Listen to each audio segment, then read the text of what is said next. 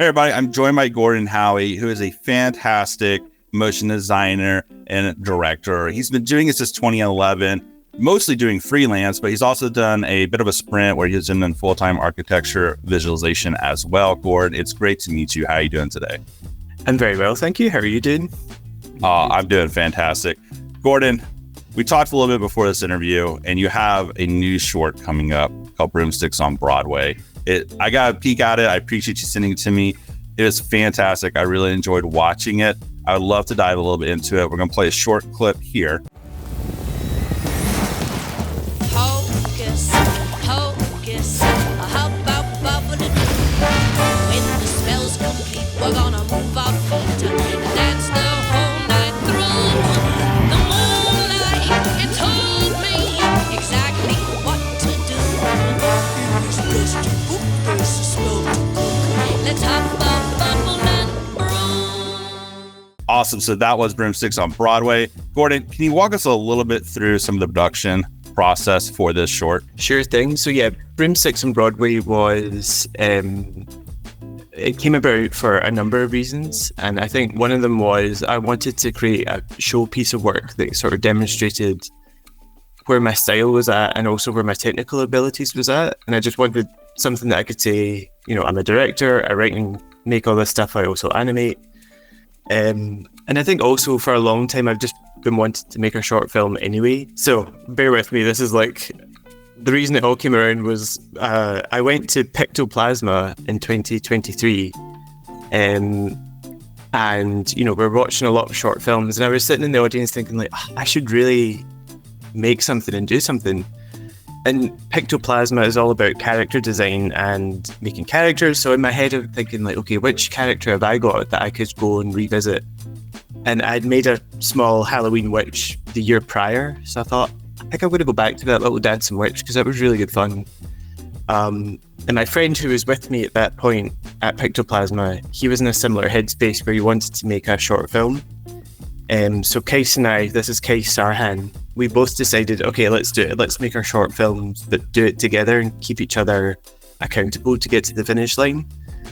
So yeah, long story short, I wanted to make a short film and Pictoplasma inspired me to do it. One of the things I really like about your short film is I feel like it is so consistent throughout the whole entire short film of like your specific visual style. One of the things I really love about your style is how you do your shading and how you really build depth and scenes to make different components match in such cohesive ways. How was it integrating your specific style into this piece? I think it was fairly, originally I wanted to do it all in 3D. I thought I could learn 3D and do this, you know, in 8 months' time. I am so glad I didn't, because even just doing it in 2D was really difficult. But yeah, I don't know. I really enjoy mixing 2D elements within a 3D environment. I think it just gives it a nice... I don't know what it is why I like that. But yeah, I guess from the start, I always knew that I wanted to create a sense of like a big set, you know, like the old MGM musicals where there was like the huge sound stages with like the big props and stuff. So I wanted it to have that sense of scale, and then just translating it with the 2D characters and stuff. It was fairly easy to set up, but I feel like it looks more complicated than it is, which I like. Because I think people think like, oh, you know, this looks quite difficult, but it's actually fairly simple. I'm not afraid of the After Effects cameras and lights, which I think a few people are maybe a little bit nervous to explore that. But really, it's just using a combination of 3D space and putting, you know, your 2D layers into the Z depth, and then moving your camera around. So it's fairly straightforward to set up. And then once you add the right kind of colors and lights and stuff, it can look really, I think it looks really cool. One of the things I really like about what you were talking about just now is specifically how you're talking about essentially building a virtual stage in a lot of ways. And there's a specific set scene that I think really encapsulates this just phenomenally. And it's the part where you have the cauldron in the center and the witch is kind of staying next to the cauldron. And you get this like very wide view of the whole stage.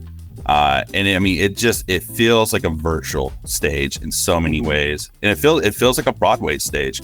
And so I really love that aspect of the short. So Nice. y'all make sure to check this out when it comes out. Are you releasing it digitally, or are you submitting it straight to just film festivals right now? Yeah, will do. So it's got a few festivals. I'm still waiting to hear back the results. So it's not going to be online until I think April at the earliest, which is something that I feel like people should talk about more when you make short films. The amount of waiting that you have to do after the fact, it's so frustrating. But yes, it will be online eventually.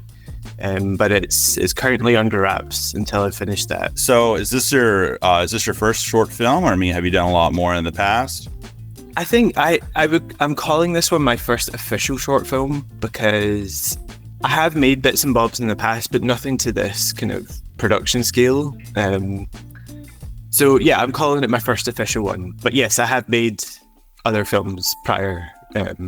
But this one felt different, I think. It was definitely on a scale that I've never made before. So yeah, I think it deserves to be called, my debut short film. I love that. It's going to be interesting when April hits and you have just continued to progress your skills so much more and continue to refine so much more. And then you're looking at it and going, I could have done that differently. I could have done this instead, things like that. One of the things I really also like about your work, Gordon, is every time I see your work, it just feels like it is advanced more from the previous piece you have put out. I would love to dive a little bit into how do you keep your style? What are things you keep in your head? Do you have a checklist of hey, when I'm doing something, I always make sure it has these things. If I forget, I go back and look at it. Not specifically, not quite as it's funny, there's times where I try new, to go into a new style or a new direction, and I always end up slipping back toward I guess the lighting or how I light things is maybe something that I recognize I always go back to, or I enjoy adding that in there. So yeah, there's always some shadows and rim lights, and I like using different colors and stuff in the backgrounds as well. So yeah, I'm not sure that, there's not a specific, I guess actually I always like making it look slightly vintage with a little bit of chromatic aberration and some grain and stuff like that. So, and I feel a lot of my reference points are quite retro inspired and vintage, so I suppose a sort of retro aesthetic is definitely something I always lean towards. There's no sort of set checklist that I go through and make sure that I've done things, but I am open to evolving into something new, but I tend to go back to this, my kind of stuff that I personally think looks really fun and cool. So yeah, hey, if it works, it works. And yeah. I feel like it works. One of the pieces I really like that you've done is specifically motion collabs is inserting a dragon into an hourglass. Okay. You mentioned talking about putting a little bit of chromatic aberration in your work, and you kind of see it, I believe, on the edges of that composition, and it just overall I think really brings it together and makes the dragon look a lot more inserted into the scene. So it's really interesting how you use those different visual effects, even just on the border composition, to really tie in more to the subject of the composition in the center. It's very cool. Mm-hmm. Let's talk a little bit about how you build with music, specifically how you animate with music and the process around that. I feel like so many different people have processes. I know there's plugins out there you can get for After Effects that shows you your transients, your beats, and then people kind of match it to there. I know some people who really pull up a Word document and do this timeout and everything through essentially just timestamp saying, hey, this is what's happening here. What is your process when you're animating the music? So I don't really have a fixed process, but I definitely spend a lot of time with the song, just to get a feel for, how it makes me feel. And then when I think about the animation, I try and make sure that it takes that feeling and sort of amplifies it a little bit, so that when you watch it, it's overall more immersive. There was a technique that we were taught at uni actually, so I studied filmmaking and screenwriting, and there was a big part about editing where if you have a music track, just using two solid colors, try and edit the colors in a way that makes it visually engaging to watch. And it's harder than it sounds, but it also tunes you into that feeling you get when you watch an edit and it feels good.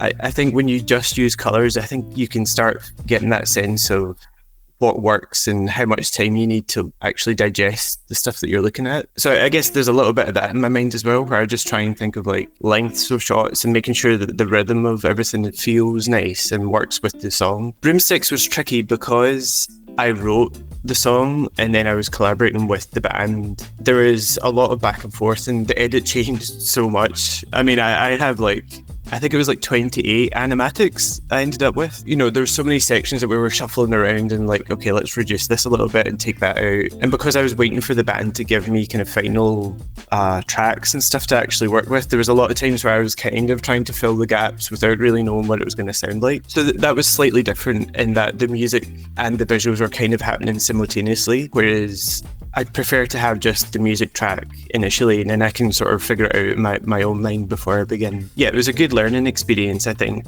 Working with someone as they developed the song was really cool. Yeah, I don't know if that was a specific answer that you were looking for there, but No, it did. Yeah, it answered it.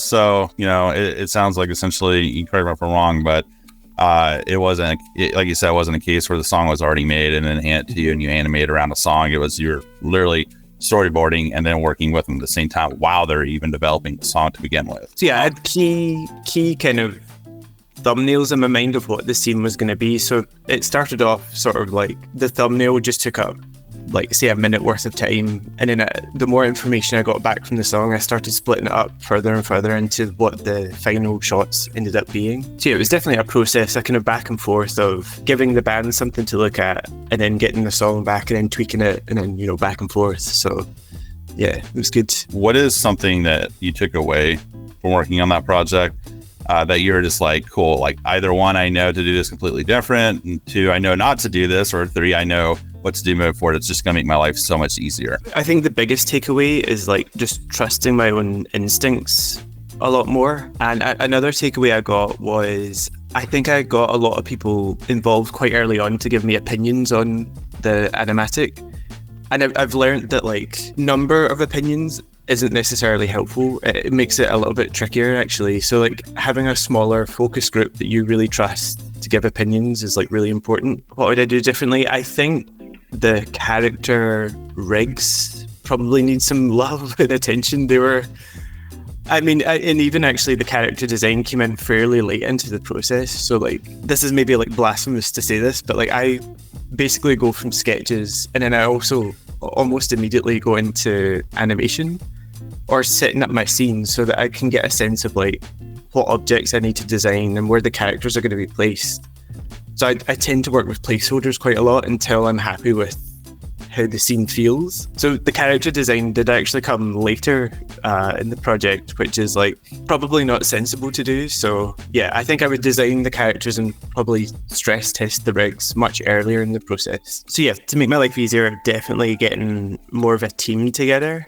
So there was a mini team with Broomsticks, but like I think if I had more input and more hands on deck, I think just the quality level would have gone up that much higher. So yeah, I think definitely moving forward, if I was to do something of that scale again, I would reach out to people and build up more of a team. One of the things I really liked about what you said just now was specifically on your process of how you do a lot of block out and then you create the character later. And I feel like oftentimes on specifically 3D time lapses, when people are building 3D scenes, it feels like that's often what occurs as well. Is you might get your placeholder person in the middle, and then they're building this whole scene, this environment around it, and really just using the person for scale. And then they're going, okay, cool, what kind of character would fit into this scene?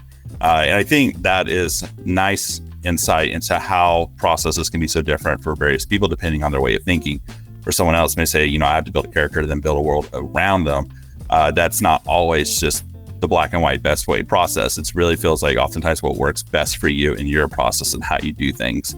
So that's really cool. I appreciate you sharing that insight. Yeah, no, definitely. Because I think I kind of wanted to mention this earlier when you mentioned that the scene that was, you know, the big ballroom, because I think for me, what it gives you is, so I guess typically, you know, motion design projects are sort of like you'd have a style frame, the storyboard's all locked, and then you kind of do the shots as you plan them. But I feel like with my method, what it allows me to do is I can kind of test, you know, different shots, or like if I push the character over here into this side of the room and then move the camera. So I think it gives you a little bit more flexibility over, oh, actually this shot would work a little bit better if I tilt it like this and push in here. So yeah, so generally when I think of my characters, their performances are normally just in an isolated composition. So I just like work in their animation and then plop it into the scene, which, yeah, for me, I think it gives me way more options when I actually come to add in cameras and stuff. Like, you know, if I want to push it in a little bit more or pull it out and all that kind of thing. So I love it, man. Yeah, I love it. It's really cool to see everybody's different methods and how they do things. So on that note, have you ever just kind of worked on something and it just kind of it just didn't make sense, and all of a sudden one day, I don't know, you could be sitting there drinking coffee, tea, or something like that, and then it just clicked, and you're like, okay, cool.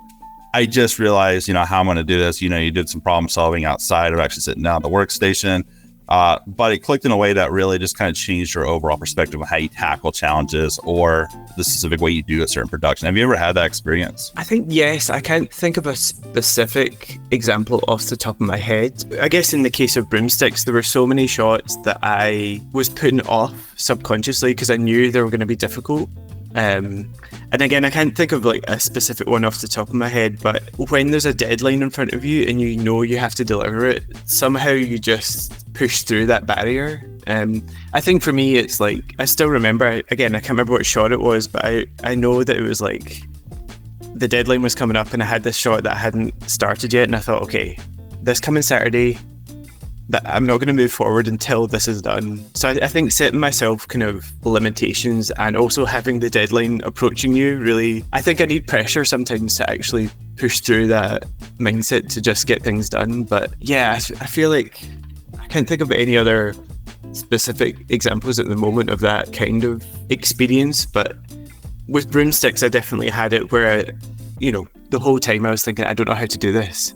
But then as the pressure was building on like deadline and everything else, it was like, okay, I just need to just figure it out, trust the process and go with it. I love it, man. I love it. You had the pressure cooker experience.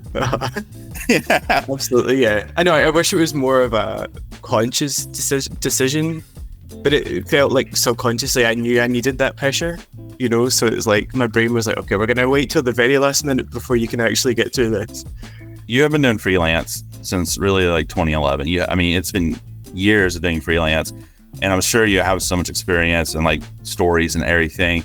I would love to kind of learn a little bit about what were some challenges you faced early into your freelance journey, and just how you went about overcoming them. So when I first began, I think motion graphics was still fairly new, at least in Scotland anyway. I feel like it was quite not many people did it, so trying to find the right clients was quite difficult. Yeah, so I graduated in filmmaking and screenwriting, and I remember just thinking, like, I was so passionate about what I was doing. I was like, I need to get myself a job. So I was just knocking on everyone's door and trying to create any kind of opportunity for myself. Strangely, it all kind of, I mean, it's not strange, but I went to a tax workshop thing. It was like a free seminar that people could come along to if you're self-employed. And I was deathly hungover this day. And I remember laying there thinking, like, I don't want to go to this. But I thought, you need to keep making opportunities for yourself, so get out there. So I was at this event, and I think it was like a taxi driver or a guy that was starting some kind of taxi business introduced himself to me and asked what I did. I said, you know, I do video editing and also motion graphics, and he put me in touch with this other guy who was in this like business incubator, and he was looking for an explainer video. And that was really when the ball started to roll for me, where like, because I was able to do this one video in this environment, obviously all the other businesses saw it and was like, you know, started to book me for more and more work. So yeah, I think getting out there was the biggest challenge, and just trying to find an opportunity. Yeah, it was really, really tough at that point. But going along to this thing where, you know, I didn't think anything was going to come of it in terms of a job. And then suddenly I had access to this, you know, pool of people that needed me. So I think trying to sort of insert yourself into places where like maybe the direct person you meet might not be relevant, but they might be able to pass you on to someone else. So I think that was kind of a big thing that I learned, was just get out there and speak to people and, you know, push yourself out of your comfort zone. Even if you're deathly hungover, get out there. I love it.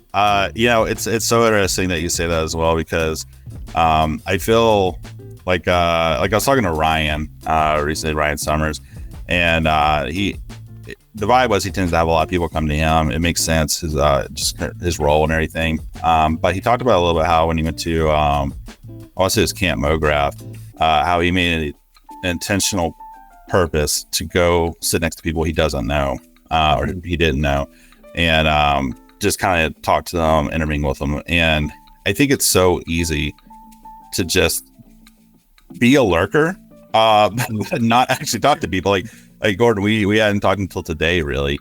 I know, like through camera or anything. I have a side Discord, obviously, and so it's just like cool, now we're making connections, and really all it took was just a video call, essentially, with some groundwork along, doing some collabs and motion collabs before.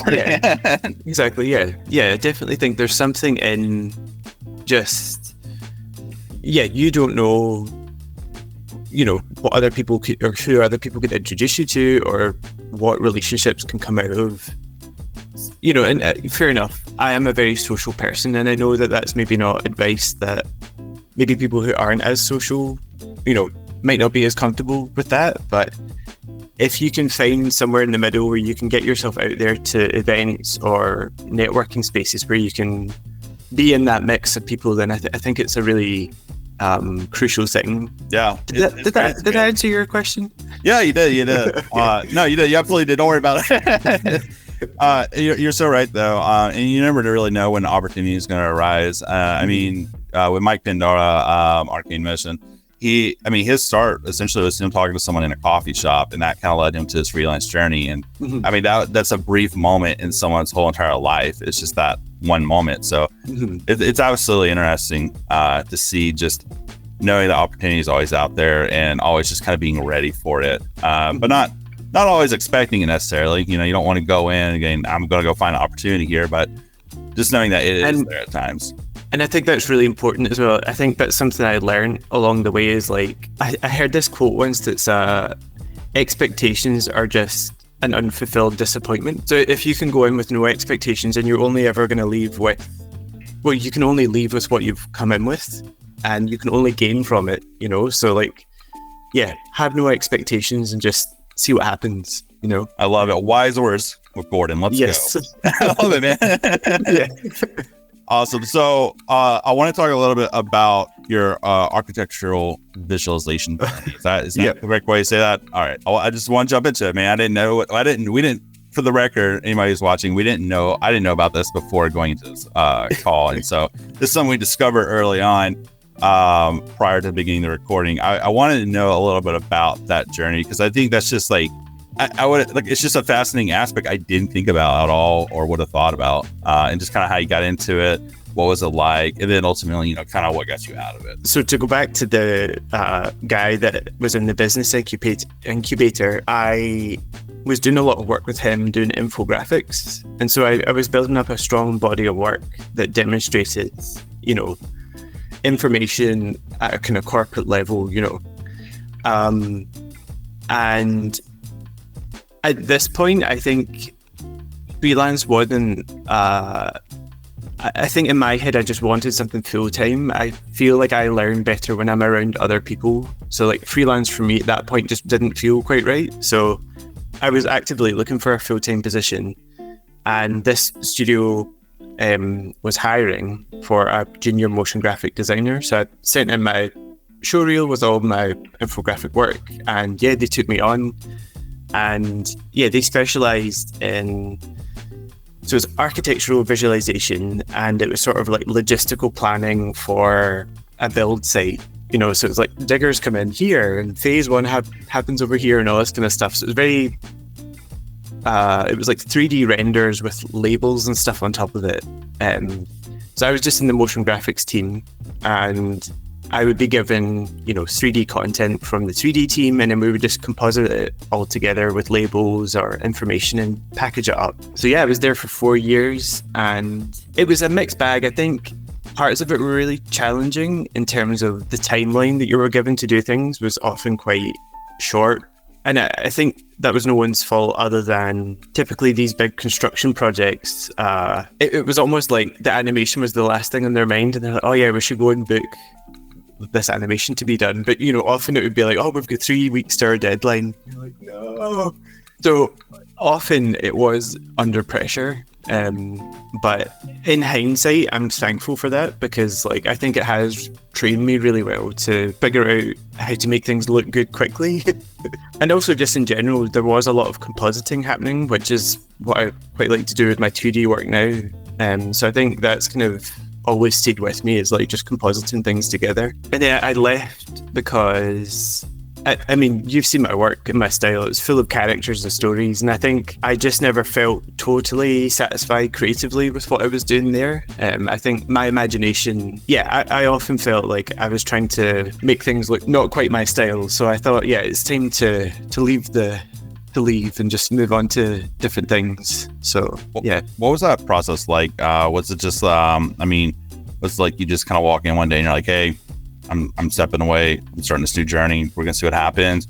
Was it a case where you're kind of building freelance on the side to get back into full freelance? What was kind of your journey there? So I actually had left for another job in a local TV station, which didn't go very well. And it was quite a difficult process leaving. So I found this new job, I was offered a position. So I leave, I tell everybody goodbye, and then I basically quit the new job after like 8 days of being there. Very quickly I realized it wasn't what they had advertised to me. So I just knew it was the right decision to leave. Yeah, it's funny in hindsight, in that moment it was very stressful. And I was thinking like, I've made such a big mistake. Like, how am I going to keep this roof over my head and stuff like that? Like, what have I done? But in hindsight, it kicked me up the ass and got me together to be like, okay, I'm going to need to register as self-employed. I'm going to need to start finding clients. Like, how can I get myself out there? Yeah, and that's really where the freelance journey began for me. It was a bumpy start, but I got there. Hey, I love it, man. And it could have gone a lot worse, right? Yes, exactly. Yeah, I think if I had stayed, because the project I went into, I think ended up collapsing like a year later. So I dodged a bullet, I think. And I think it also taught me to trust my instincts with scenarios like that, where if it doesn't feel right, don't waste your time. Well, within reason, if it's fixable and you think, oh, maybe I can make a difference here, then raise your concerns and try and work it out. But if it's a toxic environment, head for the door. Like, don't give them any more of your time or energy. And so that was a really big lesson that I took away from that. I'm sure it wasn't great at the time of like the mental stress aspect of it, but like you said, it worked out. And it's exciting to see just kind of where you are now, what you're doing. I mean, you made your first, what you're calling is your first short. Yeah. You may have some others on your belt, but where you're calling your first short is sending out the film festival. So who knows, if you look back at that time and you just kind of stayed where you were, you may not have done that, Exactly, yeah. I know it's sliding doors. It'd be fun to peek into that timeline just to see, how life would have changed. Don't know. It's funny. I like thinking about that sometimes. Like, if I hadn't taken that decision, how would that have snowballed, or what would have come of that if I hadn't taken that chance? So yeah. Okay, everybody, that was Gordon Howie, again, a veteran freelance motion designer and director. You can check out his upcoming short, Broomsticks on Broadway. More information in the description of the video in regards to like where, because he is in the process of sending it to film festival. So that's super exciting. Gordon, thank you so much for taking time to meet with me today. No worries. Thank you very much for having me. And yeah, I'm excited to see the channel grow. Hey, let's go. Well, let's do it. As well, make sure to check out Gordon on Instagram at gordo.motion. You can also find that in the description of the video as well. And then on LinkedIn at Gordon-Howie. And finally, check out his website at gordonhowie.com.